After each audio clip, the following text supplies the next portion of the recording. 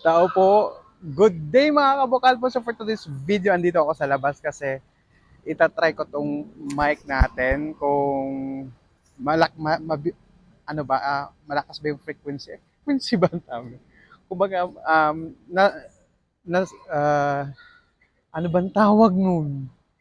Yung nasasala ba niya yung hangin? Kasi dito sa labas ngayon malakas yung hangin. So pag nagvi-video ako, malakas po talaga ang sagap ng phone kapag walang ganitong naka-microphone. So itong microphone na ginagamit ko ay may ano yan, um, ano bang tawag nun? Yung less yung masasagap niya. So ang masasagap niya is yung boses natin. So try natin to kung it works ba.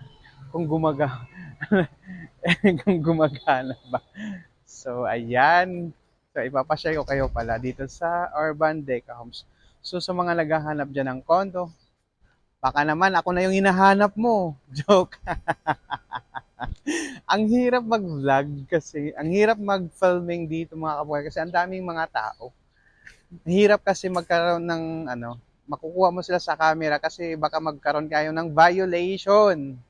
So, ano lang to, trial lang to. Try ko lang yung microphone natin kung effective ba siya or maganda ba. Mura lang yung bili ko nito, yung mga nasa 100 plus lang to. Siyempre, pag online, may charge yung delivery. So, nasa 200 na rin. So, try natin kung maganda ba yung frequency niya. Okay. So, ayan. Against the light siya. So, hindi pwede natin gawin to sa labas na may gamit tayong selfie stick kasi nga delikado mga kabukalbo dahil alam nyo na we're in Tondo but make sure natin na safe yung mga gadget natin. Siyempre, mahirap na lalo na yung mga phone nyo is agaw at takaw tingin sa mga alam niyo na. So, ayan. So, kung naghahanap pala kayo ng condo, PM nyo lang ako. Try lang itong mga video mga kamukal ko. So, ayan. Iikot-ikot natin ito kung gaano siya di pa ganitong ditong banda, madilim siya kasi against the lights. So, tapos malakas yung hangin. So, kung sa mga naghahanap pala ng condo dyan, tsaka naghahanap din ako ng jowa, baka naman. Well, anyway.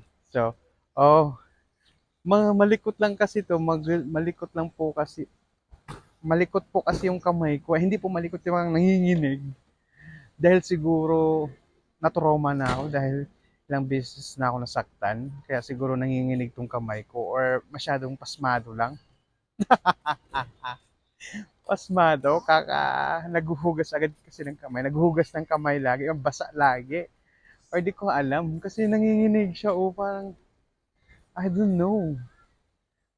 Bakit ganun? Ba't masyado siyang, tingnan mo, nagmagalaw yung cellphone na, parang kulang siya sa higpit dahil siguro, feeling ko talaga kaya nagaganito na yung kamay ko, nanginginig dahil natutrauma na ako. Dahil, alam nyo na, di ako gwapo, pangit ako, pero cute. Cute pala, sorry.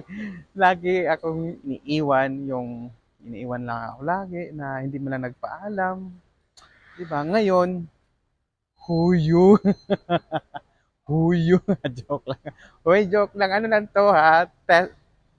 Kumbaga test, testing lang to sa microphone tsaka sa sa itong selfie stick na to. Kasi parang ang liit kasi. Itong selfie stick ko mga kabukalbon, andito yung remote niya. Though yung remote natin is naka-bluetooth na rin, naka-connect na to sa phone natin. Kaya pag once in-stop na natin itong video is i-click lang natin dito sa my holder. Makikita nyo ba? Wait lang, ito kita ko sa inyo yung... Ayan, nandito yung ano niya, oh. Nandito yung button niya. Push button pag i-on and off. So, yan. Oh, di ba? So, yan, mahaba na yung video natin. So, i-watch na natin to. At ipopost ko na to. Hindi ko na i-edit to, ha. Filter ko na lang kasi syempre, kailangan matanggal yung mga natin. Nanginginig talaga yung kamay ko mga kabukal mo. Tingnan mo yung mga phone ko. Gumagalaw. Bakit kaya? Anong problema? Dahil siguro naghuhugas pag yung galing ka sa trabaho, yung pagod ka, yung kamay mo galaw ng or hanggang naghahawak ng mga bagay, tapos naghuhugas ka, nanginginig. Or sadyang talagang nagkaroon na ka ng trauma doon sa mga past ex ko. Joke! Bye-bye! Okay na, bye-bye na. Try natin. Yep. Pa tayo mag-off?